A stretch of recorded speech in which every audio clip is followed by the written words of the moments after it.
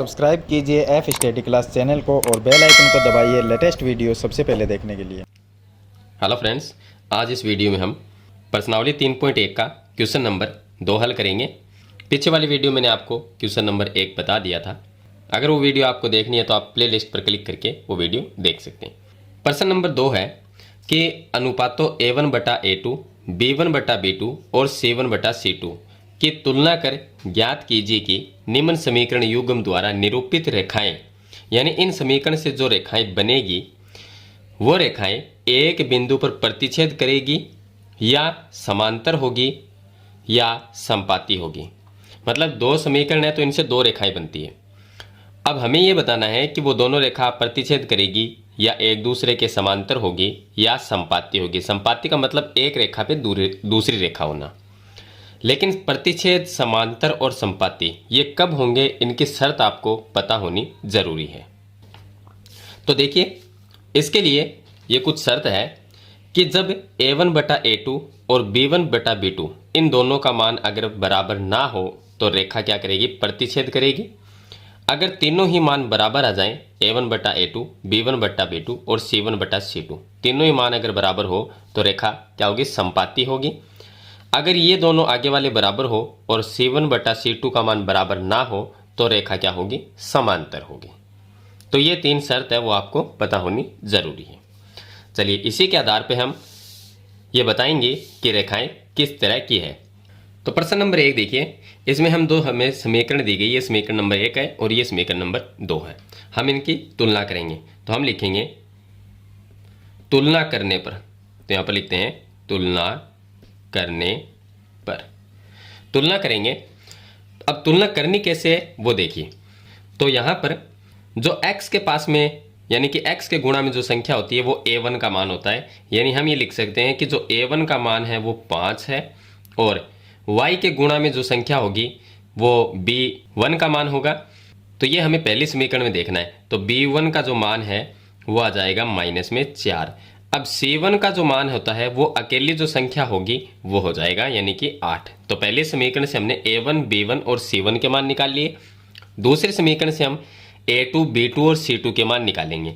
तो A2 का मान होगा, देखिए A2 का जो मान है x के गुणा में, समीकरण दूसरे समीकरण में देखना है, x के गुणा में 7 है तो ये हो जाएगा A2 का मान। B2 का मान हो जाएगा y के गुणा में 6 है तो ये B2 का मान। और C2 का मान हो जाएगा जो अकेली संख्या है, सिंगल संख्या जिसके पास में कोई भी चर नहीं है, वो संख्या C2 का मान होगा यानी कि -9। अब हम इनको तो यहां पे लिखेंगे। अब A1/A2 यानी कि A1/A2 इनको बट्टे में रख देंगे तो 5/7 आएगा, यहां पर लिख देंगे।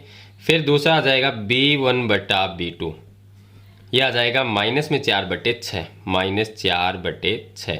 इसको हम ऐसा भी लिख सकते हैं कि दोनों में 2 का भाग चला जाएगा तो ये -2/3, ऐसा भी इसको लिखा जा सकता है। और C1 जो C2 है उसका मान आ जाएगा C1/C2 का मान 8/-9, 8/-9। तो यहां पर देखा जाए तो तीनों ही मान अलग अलग है, तीनों ही मान अलग अलग है। तो इसको हम लिखेंगे कि A1/A2 का मान बराबर नहीं है B1/B2 के, और B1 जो B2 है वो बराबर नहीं है C1/C2 के। जब ये दो आगे वाले A1/A2 और B1/B2 अगर दोनों बराबर ना हो तो हम ये लिखेंगे कि रेखाएं जो है एक बिंदु पर क्या करेगी, प्रतिच्छेद करेगी। तो इसका उत्तर हमें ये पूछा है कि जो समीकरण युग्म है द्वारा निरूपित रेखाएं एक बिंदु पर क्या करेगी, प्रतिच्छेद करेगी, समांतर होगी, संपाती होगी। तो हम लिखेंगे कि निरूपित रेखाएं एक बिंदु पर प्रतिच्छेद करेगी। ये इसका आंसर हो जाएगा। तो इस तरह से हमें ये जो 3 समीकरण, 3 क्वेश्चन दिए गए हैं उनको हल करना है। अब इसका दूसरा क्वेश्चन देखिए, इसमें भी हम लिखेंगे कि तुलना करने पर। चलिए तुलना करते हैं। तुलना करने पर तुलना करेंगे तो x के गुणा में 9 है यानी A1 का मान 9 हो जाएगा, और B1 का जो मान है वो y के गुणा में 3 है तो ये 3 आ जाएगा, और C1 का जो मान है वो 12 हो जाएगा। दूसरे समीकरण में दूसरे समीकरण से हम लिखेंगे A2 का मान तो ये 18 होगा, और B2 का मान लिखेंगे तो ये 6 आ जाएगा, और C2 का मान लिखेंगे तो ये 24 आ जाएगा। तो ये आ गया 24। अब इनको हम लिखेंगे A1 बटा A2, तो A1 बटा A2 बराबर आ जाएगा 9/18, ये आ जाएगा। यानी कि इसको हम लिख सकते हैं 1/2, ये लिखा जा सकता है। 9/18 को 1/2 लिख सकते हैं क्योंकि 9 का भाग दोनों में जाता है। दूसरा आ जाएगा B1 बटा B2, इसका जो मान है वो 3/6 हो जाएगा, और 3/6 को भी 1/2 लिखा जा सकता है। और तीसरा जो है C1 बटे C2, तीसरा अनुपात आएगा C1 बटा C2, तो इसको हम लिखेंगे 12/24, 12/24 यानी कि 1/2, ये भी आ जाएगा। अब यहाँ पर देखिए 1/2, 1/2, 1/2, यानी कि तीनों ही अनुपात क्या है, बराबर है। तो हम लिखेंगे कि A1 बटा A2 बराबर B1 बटा B2 बराबर C1 बटा C2, तीनों ही अनुपात बराबर है। तो इसमें क्या होगा, जो समीकरण युग्म है उसके द्वारा जो रेखाएं बनेगी वो क्या होगी, समपाती होगी। तो यहाँ पर नीचे लिख देंगे कि जो समीकरण युग्म समपाती है, समपाती है, ये इसका आंसर हो जाएगा। चलिए अब इसकी जो लास्ट क्वेश्चन है या लास्ट समीकरण है उसमें देखते हैं। तो यहाँ पर देखिए पहले हम तुलना करेंगे, तो यहाँ पर लिखते हैं तुलना करने पर। तुलना करेंगे तो तीसरे समीकरण से, तीसरा क्वेश्चन की पहली जो समीकरण है, पहली समीकरण ये हो गई समीकरण नंबर 1 और ये समीकरण नंबर 2। अब पहली जो समीकरण है उससे हम A1 का मान निकालते हैं तो ये 6 आ जाएगा। B1 का मान निकालेंगे तो माइनस में 3 होगा, और C1 का मान निकालेंगे तो 10 आ जाएगा। और दूसरे समीकरण से A2 का मान 2 हो जाएगा, B2 का मान माइनस में, देखिए अब यहाँ पर एक ध्यान देने वाली बात यह है कि y है उसके गुणा में कोई भी संख्या नहीं है, तो हमें यहाँ पर क्या है, 1 मान लेना है। लेकिन माइनस अगर हो तो माइनस में 1 लिखना है, तो बराबर में -1, और ये प्लस में 9 है तो C2 का मान हो जाएगा, C2 का मान 9 हो जाएगा। अब हम लिखेंगे A1 बटा A2 यानी कि 6/2, ये हो जाएगा।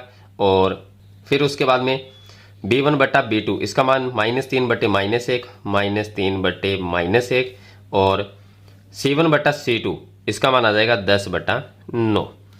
तो 6/2 को हम लिख सकते हैं 3/1, और बराबर में ये भी 3/1, माइनस से माइनस कट जाएगा तो 3/1 आ जाएगा, तो ये भी 3/1 आ जाएगा, और ये बराबर नहीं होगा क्योंकि ये 10/9 है, ये बराबर नहीं होगा।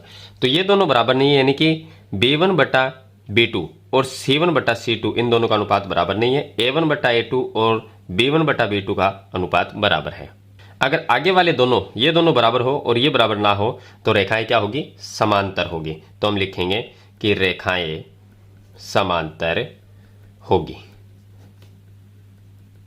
तो ये इसका आंसर हो जाएगा। तो मेरे ख्याल से आपको प्रश्न नंबर 2 है उसका हल कंप्लीट समझ में आ गया होगा। फिर भी इसके बारे में कोई सवाल या सुझाव है तो मुझे कमेंट बॉक्स में ज़रूर लिखना। वीडियो पसंद आए तो लाइक और शेयर करना, इस चैनल पर नए तो सब्सक्राइब करना। हम मिलते हैं नेक्स्ट वीडियो में, तब तक के लिए थैंक यू।